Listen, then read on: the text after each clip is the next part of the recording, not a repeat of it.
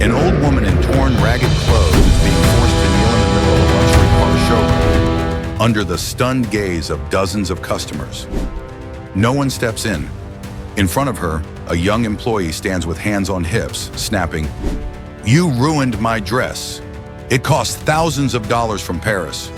Pay for it, or kneel down and apologize." The old woman bows her head. Her dress is torn. Her hands tremble. Her face is streaked with dirt. Then a young woman named Grace steps out. "You're doing this to an elderly person? You dare talk back to me here? Do you even know who I am?" No one knew that the woman being forced to kneel was actually the CEO running a billion-dollar luxury car empire. If you were standing there, would you stand up for her or stay silent? Just type one word: stand or silent. No one paid attention to her when she walked in. An old woman, slightly hunched, wore a frayed, stained coat that looked like it had just been fished out of a dusty storage bin. Her hood covered most of her hair, which was tangled and clumped, with a few silver strands stuck to the corner of her mouth. Her face was smudged with a layer of ash-gray grime, making her look exactly like someone who'd been homeless and unwashed for days. Her shoes were worn at the heels, coming apart at the seams, and one of them made a faint clop-clop sound every time it touched the showroom's stone floor. Her thin, bony hands clutched a faded canvas bag, which held a bundle of papers carefully wrapped in plastic. She stepped through the automatic glass doors of the KindAuto showroom, a space that displayed the latest, most luxurious vehicles of the brand, and not a single head turned to greet her. Every employee dressed in sleek black uniforms, polished shoes, and ID badges walked right past her as if she didn't exist. Inside, the showroom buzzed with a kind of fake excitement. Today was the semi-final round of a talent search program to find the new brand ambassador for the luxury electric car line, K1. Young contestants in stylish outfits laughed, posed with cars, took selfies, and prepared for the in-person interview round with the panel of judges. At the center of the showroom, a girl named Ashley strutted forward in a slit dress, carrying a beige designer purse, her makeup sharp and flawless. As she walked, she live-streamed to her followers. "Hey guys, Ashley just arrived at KindAuto showroom, ready to snatch that #1 brand ambassador title." Right at that moment, the old woman accidentally stepped across her path. Her shoulder barely brushed Ashley's purse, just a light touch. But Ashley stopped cold, spun around, eyes wide. "Hey, are you blind or something?" The old woman paused, lowered her head slightly. I'm sorry, I didn't mean to. I was just looking for the waiting room." Ashley yanked her purse forward and held out a tiny scratch on her dress. "This dress is haute couture, imported from France, custom ordered from a private agent. You think you can afford to pay for this?" A group of young people nearby turned to look. Some chuckled quietly. Others raised their phones to record. A girl with light brown hair, Grace, was standing at the registration counter. She turned around as soon as she heard the harsh voice. Seeing what was happening, she frowned and walked quickly toward them. "Excuse me, was that really necessary? She clearly just brushed you lightly. It wasn't intentional." Ashley crossed her arms. "Oh, look, a little savior angel. What is this, a drama series? This is a billion-dollar showroom, not a homeless shelter." The old woman shook her head slightly and tried to move on, but Ashley stepped in her way. "Not so fast. You want to leave? Say sorry first. Kneel in front of me. Apologize." The showroom started to buzz. A few staff members stopped working, their eyes turning toward the group in the center. Grace stood frozen. "You want to force an old woman to kneel just because her shoulder touched your dress?" Ashley replied coolly. "And if you think it's so unfair, what now? Want to kneel in her place?" Grace bit her lip. Then she stepped forward, placing herself in front of the old woman. "If there's only one way to end this, then I'll take her place. But I have a condition." Ashley laughed. "A condition? Who do you think you are?" Grace stood tall. "If I win today's competition, you must publicly apologize to her. If I lose, I'll do exactly what you said, in front of everyone." Suddenly, the room fell silent. Someone whispered, "She's betting against Ashley?" "That girl's the CEO's niece." Ashley squinted. "I like this. You got guts. Sign it. I'm recording this for proof." Grace nodded. The old woman behind her gently held Grace's hand. Her hand was dry and cold like early morning frost. Her eyes looked at Grace with a mix of sorrow, gratitude, and as if waiting for something. And Grace stood tall. She had no idea she had just stepped into a story far beyond anyone's imagination. The semi-final round took place on the second floor, just above the car display area. Chandeliers hung low, flooding the sleek, modern room with light. Rows of silver-white tables and chairs were arranged like an international conference room.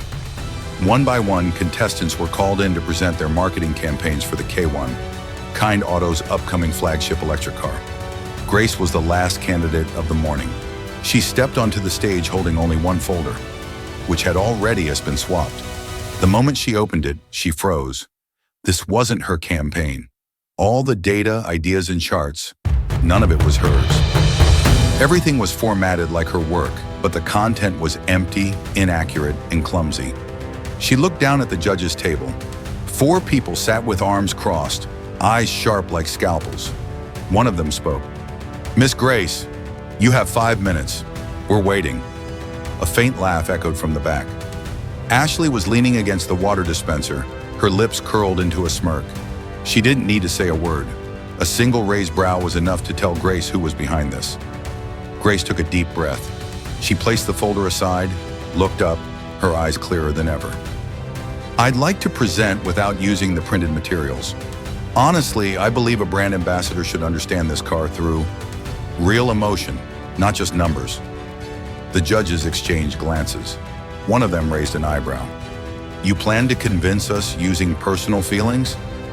Grace smiled and stood firm. "Yes, I'll tell you about my father." The room fell silent. "My father never went to college. He had only his calloused hands and a leaky old garage. But he could fix anything, from broken engines to people's broken faith in journeys that had lost their way. I grew up on oil-stained cement, where the sound of an engine wasn't noise. It was the heartbeat of a family finding its way home. When I was little, we once had to sleep in our car for a week. Outside, the winter rain was merciless. Inside, my dad said, 'A car is not just transportation. It's the only space left where we can hold each other.' I've never forgotten that. And today, standing here, I'm not pitching a car. I'm protecting a memory. The K1 isn't a product. It's a statement for a generation, to go farther, cleaner, and still keep a place to come back to. I'm not selling a car. I'm telling you why, in a world full of uncertainty, someone might still choose to drive it, not for speed, but because it carries what matters most in their life." The room went still. One judge leaned toward another and gave a subtle nod. Ashley clenched her cup so hard that the rim dented. She hadn't expected Grace to turn the tables.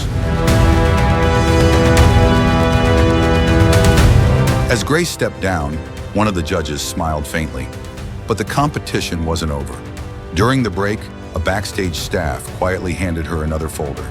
Inside were still images from the security camera. The moment Grace had stepped away from her seat, Ashley had sneaked over and swapped the folders. Grace held it in silence. She didn't report it.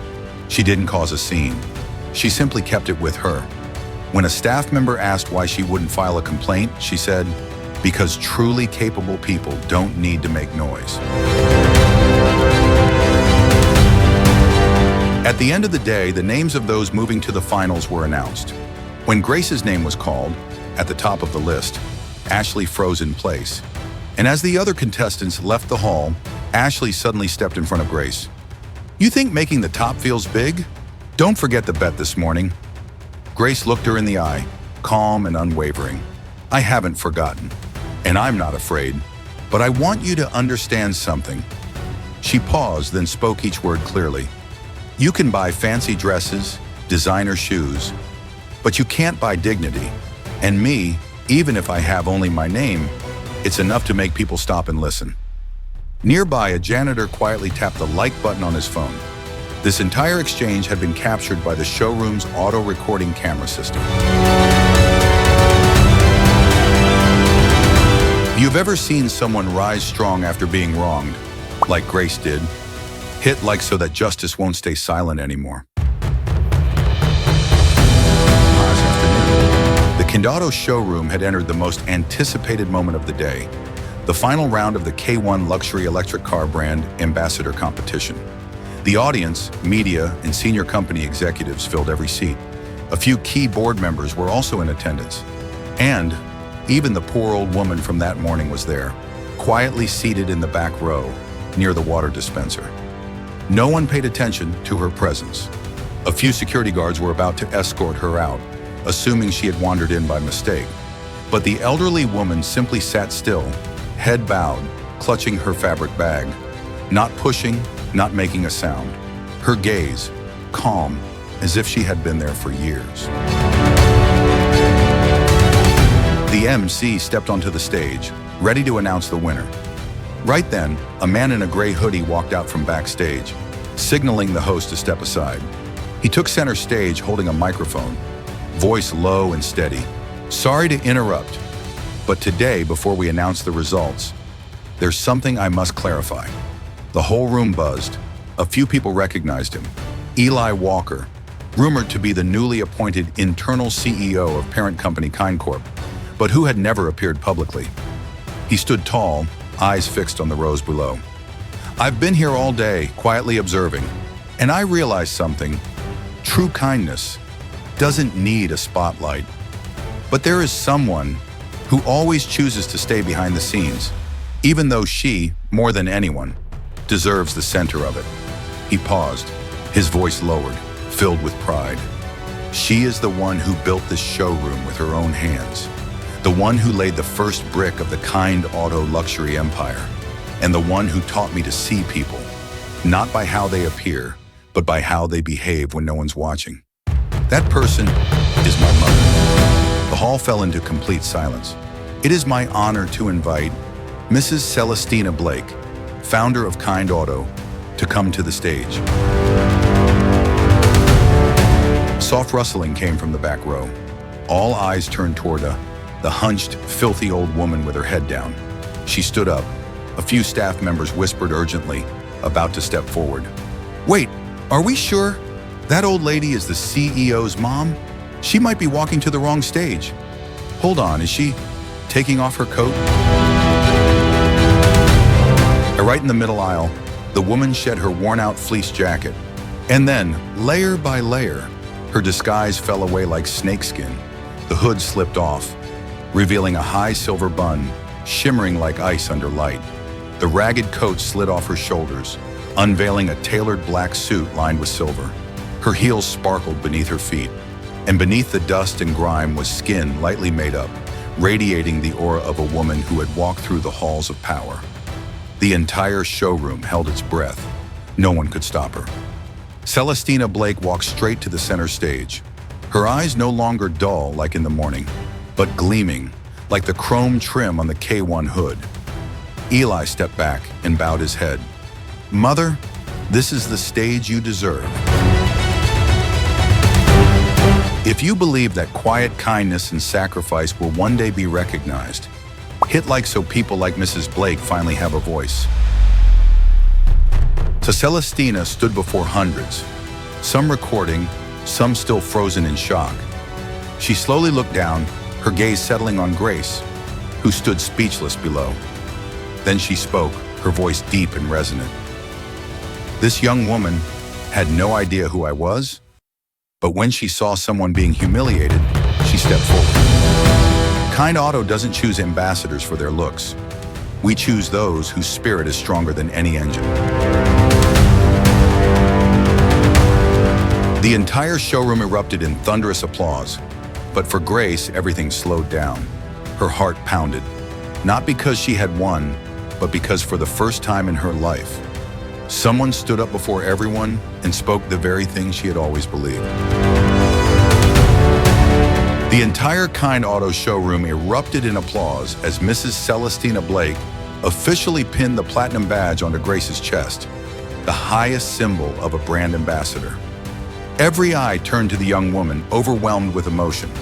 But amid the cheers and flashing cameras, a voice rang out, cold as stone. "I object." The air fell still. Ashley, her eyes red with fury, marched into the center of the showroom, each high-heeled step stomping like a challenge. KindAuto is a billion-dollar brand, and today you chose your ambassador not for talent, but for some random act of kindness? This is supposed to be a competition, not a charity show. Some people flinched. Her words weren't entirely wrong, if you only looked on the surface. Ashley turned to face Mrs. Blake directly. "Tell me, Mrs. Blake, if you weren't the CEO's mother, would Grace still be the winner today?" A long pause followed. Before Celestina could speak, Eli stepped forward, calm and composed. "You're partially right. We didn't choose Grace because she did the right thing. We chose her because even when someone played dirty, she didn't choose to hit back. We chose someone who, if the showroom burned down tomorrow, I would still trust to represent the brand in front of the world. Not because she's perfect, but because she's real." Ashley scoffed.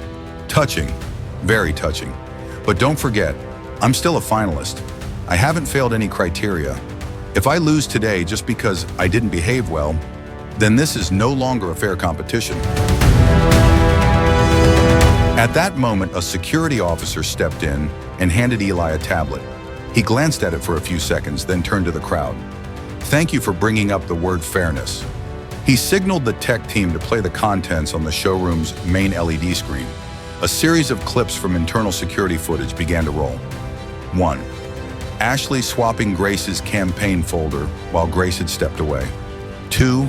Another contestant's proposal missing, with footage of Ashley entering a restricted area backstage. 3. A final clip. Ashley secretly using her phone inside the judging room to send out images of test materials. Everyone went silent. Eli's voice dropped, sharp and clear. 4 contestants were tampered with. 2 withdrew due to pressure, and Grace would have been eliminated too, if she hadn't chosen to stand tall with nothing but her own voice. Ashley's face drained of color. She took a step back. "I was just testing them." Celestina's eyes locked onto hers, icy and unflinching. Someone who uses deceit to eliminate the weaker can't represent anything, except cowardice. Security escorted Ashley out of the hall. She said nothing. No one turned to look back. If you believe that justice doesn't need to scream, only clear evidence, hit like so the quiet ones get protected too. After the room calmed, Eli turned to Grace. "I have one last challenge for you. If you want to represent KindAuto, start right now." He pointed outside to the parking lot. "There's a single mother. She was just denied a loan by the bank because of medical debt and a low credit score. She's still sitting out there with her son who has a disability in his leg. You don't need to sell her a car. You just need to show her that you see more than a number." Grace nodded. She didn't say a word, just grabbed a brochure and walked outside. Touring the parking lot, a tired-looking woman sat beside the K1 display car.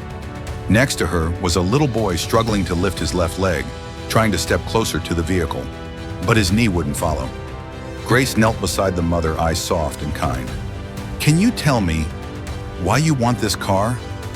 The woman clenched her hands, voice shaking. "It's not about the car. It's because every morning, my son has to walk nearly 2 kilometers to school. No one will approve a car loan for me anymore."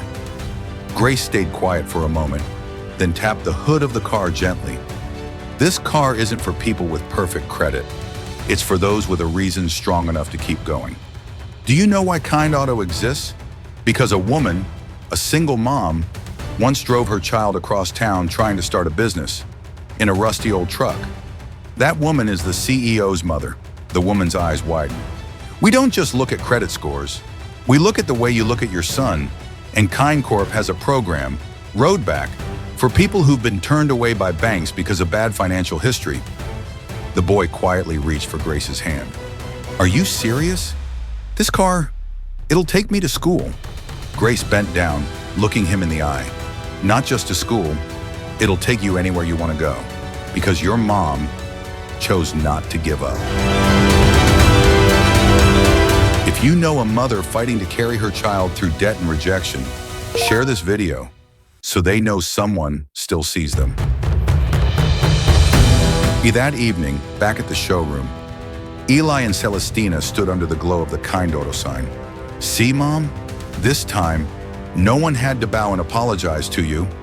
Celestina smiled softly. No. This time, someone stood tall to protect another, even before anyone stood with her. And that is a good sign. Night was falling. The KindAuto parking lot was now dimly lit by the soft glow spilling from the showroom. The boy with the limp sat in the back seat of the car, gazing out the window. His mother sat in silence, holding a lightweight loan agreement, accompanied by a special program from KindCorp called the Road Back. Grace stood nearby. She didn't push.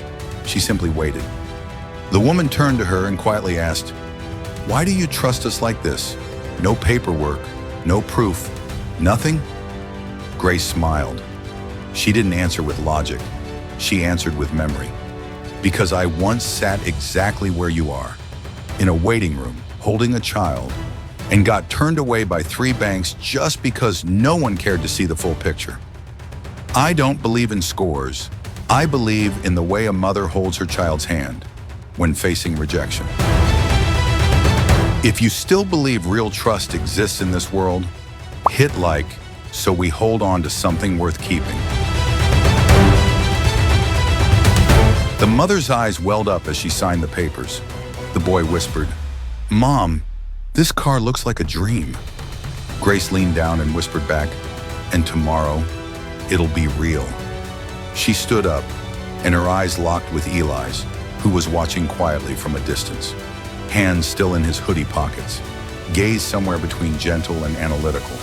She turned to head back toward the showroom, but just before the doors closed, a staff member ran toward her. "Grace, something's happening." A group of board members from KindCorp just arrived, unannounced, and they're not here to celebrate. Grace's brow furrowed. Eli turned, his expression shifting. He muttered softly, just loud enough for Celestina beside him to hear, "They're here, right on cue." Who do you think those people are? And why did they come? Leave a comment. We read every single one. Inside the showroom's boardroom, the screen lit up with the glowing blue-green logo of KindCorp. A woman's voice echoed from the PA system. "We've been watching this challenge, but this was only the outer layer. If Miss Grace is to become the true face of K1, she must pass a different kind of test." Grace's hand clenched slightly. Celestina looked at her and smiled, as if she had known all along. Eli stepped forward and gently placed a file folder on the table before Grace. "If you're ready, sign this. But don't sign because you think you've won. Sign if you accept that from this moment on, there's no turning back." Grace opened the folder, but before she could sign, the main screen suddenly switched to live footage. A different KindAuto showroom, in chaos, a customer incident, violent, out of control.